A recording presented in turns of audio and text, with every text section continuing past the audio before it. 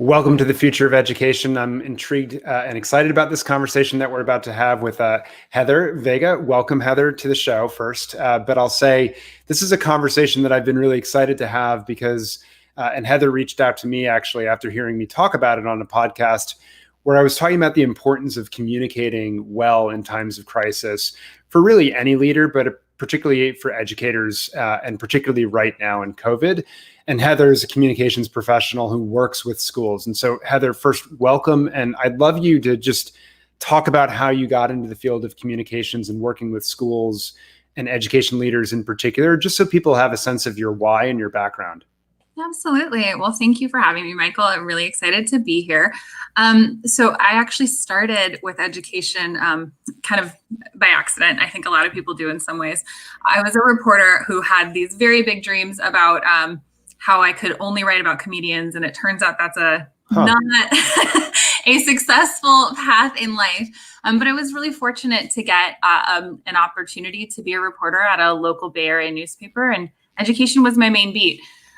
By the time I decided it was time for me to leave for a variety of family reasons and other goals, education was really important to me. I could see the importance of it. I could see the impact of it. It was helpful for me in reflecting on my own path, with challenges that I didn't realize I had along the way. And I was really fortunate to find Larson Communications, which focuses on education. And we work exclusively with those in the nation who want to help and want to help students do better. And it's through schools, it's through nonprofits, it's through people trying to invoke change in a variety of ways. And so it was really lovely for me to be able to take that expertise in education and bring it to those who I think are doing impactful work in the nation. Perfect. And to talk then about, actually, before we dive into sort of the advice that you give to folks in crisis, just talk about the types of education organizations that you're working with. What do your clients look like? Maybe list some of your favorites or things like that are interesting to spotlight for people tuning in. Yeah, absolutely. Our organization works with a variety of schools. We do work with a lot of charter schools, both single site as well as CMOs nationwide. We work with some nonprofits. We work with organizations who are really trying to politically change things so that their students are central to everything happening. So it's a big spectrum within that. I personally work in a few different fields. So within my CMOs, Summit Public Schools is one of my longest clients. And also I was a reporter covering Summit. That's how I actually learned about charter. Okay. Diane was a single site leader in my neck of the woods. So it's a long history there, but also organizations helping with teachers. So I happen to have, my specialty also includes a lot of teacher prep and teacher support with organizations like the California Center on Teaching Careers and also really Graduate School of Education. So how do we, it's not only students, it's also our teachers. They make such a big impact. So I'm really excited about kind of having all of those aspects involved in my work. Very cool. So I think that's helpful for folks just to get a sense of where you spend your time with the folks you work with. And Summit is obviously a favorite of mine as well. So we have that in common too. So switching now to this conversation that I think is really important right now for so many education leaders across the country, both K-12 and higher ed, is communicating in crisis. And before we dive into the specifics of COVID and how maybe some of your advice has changed or been altered in that context, just from a sort of zoom out from a principal's perspective, when a school is in crisis, when crisis hits a community, when it impacts educators, what's your big pieces of advice for leaders in education for them to think through as they're preparing their response? Yeah, I mean, I think one of the biggest challenges for educators, honestly, is this innate want to respond very quickly without taking a moment to really reflect and think about what you should be talking about and what is necessary. So things we think about a lot are building trust, speaking authentically, and also like how do you empower and collaborate with those you're communicating with.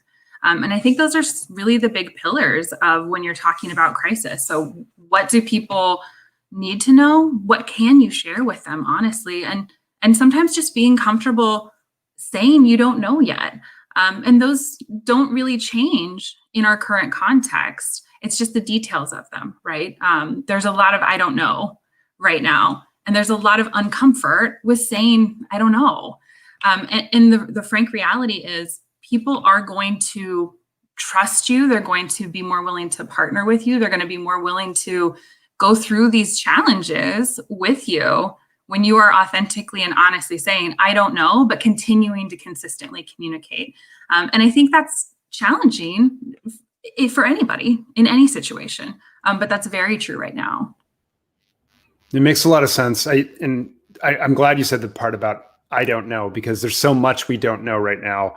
And there's so much that people are hoping people in charge know right now and placing faith. But my experience is similar, which is when you go out and you start to make promises that you do know certain things that maybe you don't know, or the flip side, you ignore the area.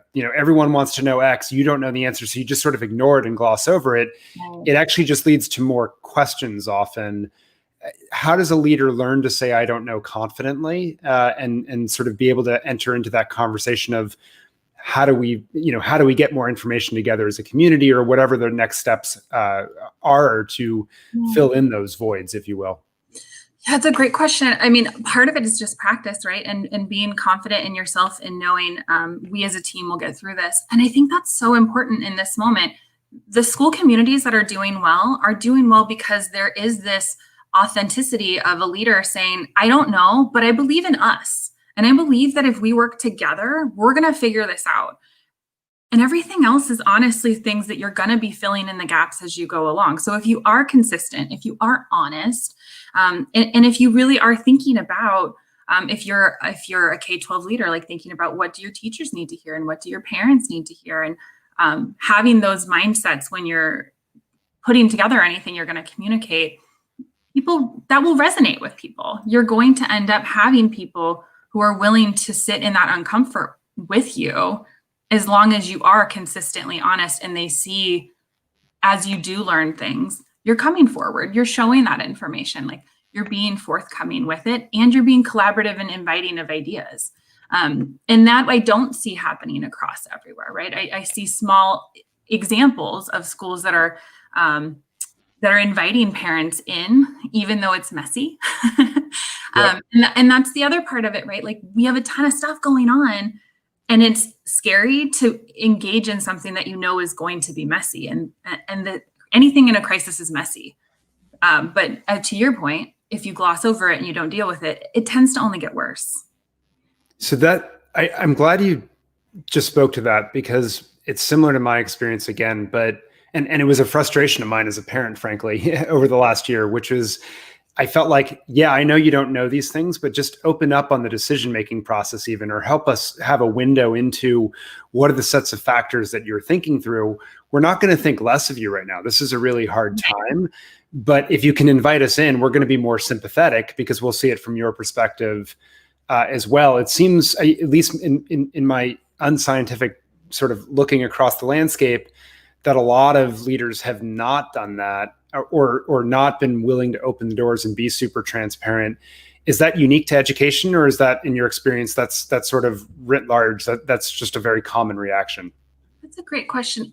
I don't know that it is unique to education, but I would say that it is exacerbated in education. And I think you and I are both young parents. We're parents of young children, and should be, in a different spot, honestly, this year with public schools than both of us are. If my podcast listening, yes, you're yes, true in terms of your family decisions, but yep.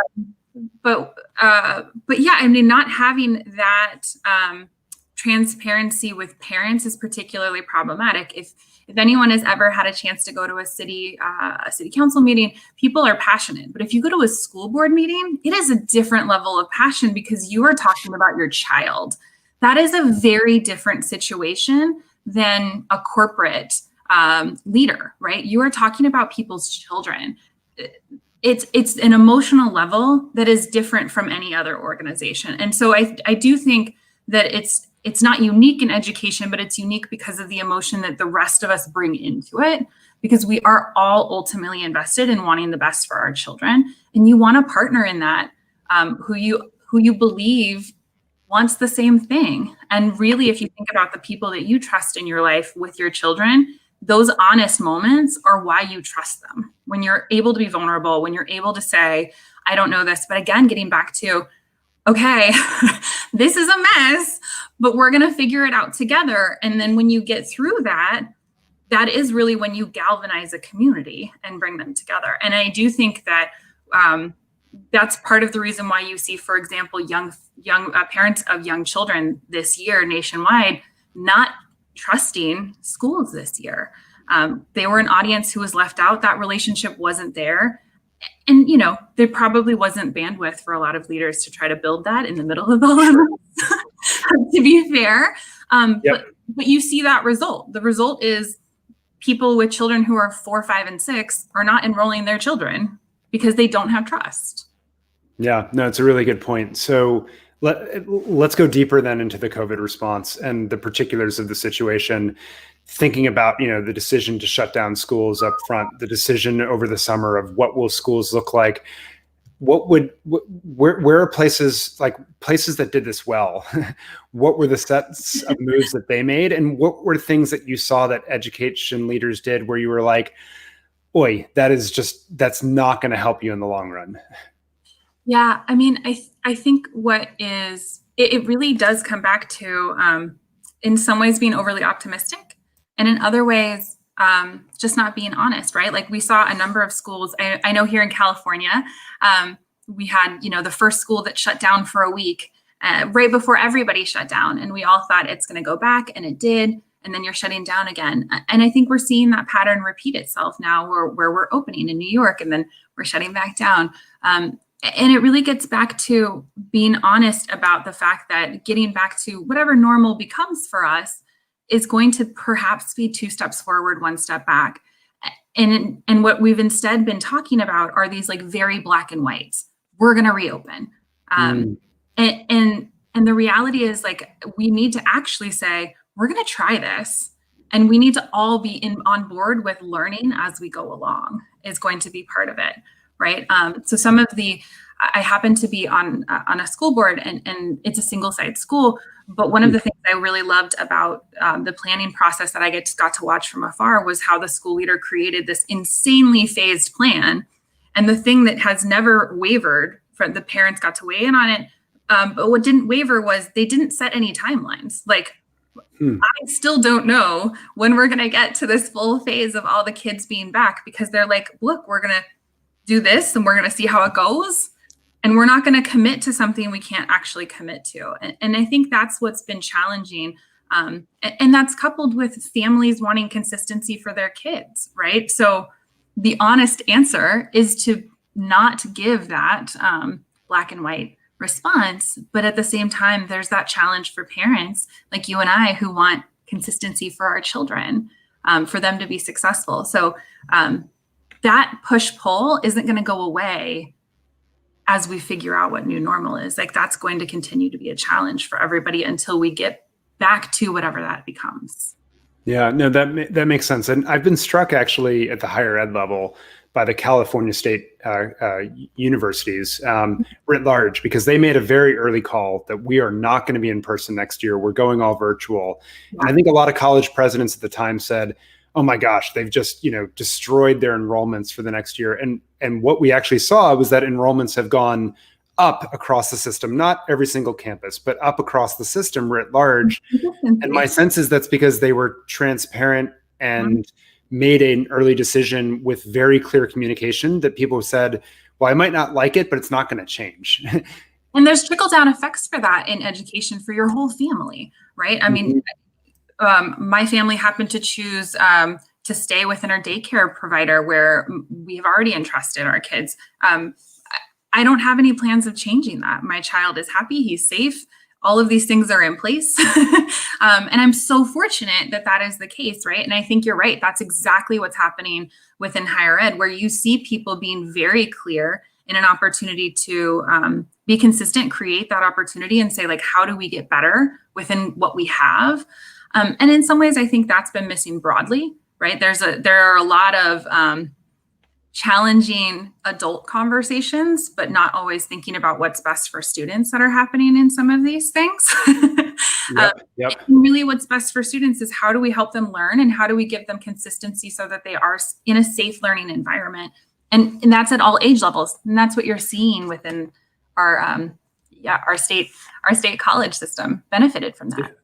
Yeah, no, I think that's right. And it sounds like to me that what you're talking about also shows how critical communications is to the strategy making process and the decisions that you're making. It's not something that it's sort of like the afterthought, right? Okay, now we got to go communicate it. So this is embedded as you're talking in the strategy and decision making that you're doing real time, right? Because it's part of the inclusivity, the transparency.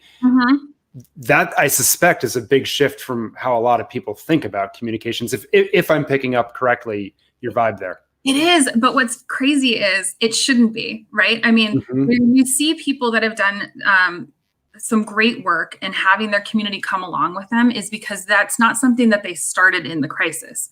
It's something that they had continually already built and were able to build upon, because then they weren't starting with, hey guys, we can get through this together. They were like, hey guys, we always get through things. This is another thing for us to get through together. Here we go, right? Those are different starting points. And that is a real challenge that happened this spring, because some people already had that. We're going to work together. We're going to figure out solutions. It might not look like it always does, but we are going to do it together. And other people really had to start with, well, this is what we want it to look like. And there was like a struggle to get away from whatever that vision was for school, whether you're a teacher or a parent or a student, right? Those embedded what school should look like. Those were where you saw the bigger challenges, was getting people to just open up their mindset of what it could look like and to trust in change. That's a hard pivot to make for anyone. So I'm actually really curious about that, because I think it goes a little bit to also how schools see their brands, right? So just to take an example like Summit, which has an entrepreneurial, innovative brand, lean startup, right? Like we try things, we know that they don't all work, we learn from them, we make changes based on the data, and we improve, right? That's sort of their brand, if you will. Yeah. There's a lot of schools that I think the brand is much more what you started to lay out as that second, like, this is what school looks like. It's pristine, and we have the image, and we have to uphold that image, and we're wed to it. Is that a predictor, if you like, how hard is it, if that's your brand, to then all of a sudden become this, we're going to build it together, we're going to work through it together, we're going to be transparent, and we're not always going to know? Because that does feel like all of a sudden a very different standpoint on the communications process. How hard is it for a school that maybe didn't have that in place to move to that place? It's certainly hard, but I would actually say there's a couple things to think about in there that I've seen that might be outliers on it. So one, I would say, some of the bigger challenges with that is actually, do you have the pieces set up? So in your Summit example, for example, to use that further, they already had the technology in place. So for a lot of schools, it wasn't just, we're going to do this together. There was like some very basic logistical challenges that they didn't have in place because that wasn't part of their brand, right? That they couldn't build on and they had to figure out. But then you have schools like, I had an opportunity this spring to work with a leader of a Waldorf school, which is historically not tech friendly. And I was like, help me out here. What does this look like for a Waldorf school? Because I feel like it goes against everything you stand for. And how do you even like reconcile that within, if this is what you believe is best? Because you're ultimately saying, we believe no to technology, but yes to, video classrooms right now. And it was a really fascinating conversation, because they said, at the end of the day, the idea is about how are we doing what's best for kids? And if we can create the engaging environment, but use this as the tool, that's the goal. And I was able to see the ways that they were creative with how, and in that instance, we're talking about little ones, it was an elementary school, but how do we just be creative with it? It's not a lecture situation. How do we use the same principles over this? What does that look like? And I think where people were successful was, it wasn't necessarily their brand, but maybe their mindset. And I do think those can be intertwined, but I don't think they have to be. And in that mindset, right, like their brand was like not technology focused, but they were successful because their brand also was what's best for kids and like what in this parameters can we do? And they used it as a creative challenge. So, so it's interesting because I can see what you're saying, and I do think that that's true in some instances, but it wasn't universally true. Yeah, and that's helpful, right? I think separating the brand from mindset and purpose is what I hear in that is really an important step to being able to both be strategically nimble during these times, but then communicating, right? And having that transparent disposition to bring people into the community to solve this together and make the communications part of your strategy. Is incredibly helpful. And as someone, we have a wonderful Waldorf school very nearby us, and our kids went there for 2 years for preschool. It was interesting watching them struggle through this moment as well. And so I can clearly see how that could play itself out in either direction. But the way you just articulated that is incredibly helpful, and I think a lot of folks that listen to this will find it so too.